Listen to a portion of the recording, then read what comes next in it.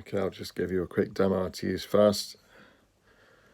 So it's currently open, so I'll close it down. I've installed it just here for you on the second button. So if you press the second button, it will then ask you to connect. So we can connect that, and you'll see in the long window it says sensor initialized successfully. So we can then minimize that one. If you want to bring it back up, you can just go into the bottom there and bring it back up, but we'll minimize that for now.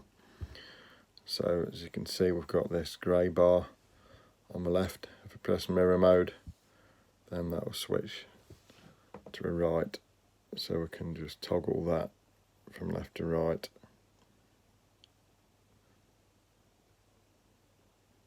To suit your preference. So when you've chosen the one you want, you can then minimize that. So you can then minimize that window and just be left there with the sensor itself.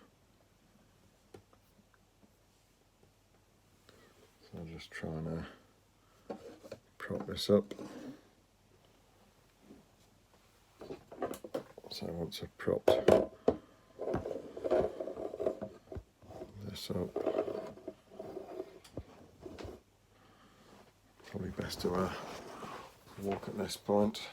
When I go back, you'll see that just holding my phone out there, so you'll see that it's locked onto me.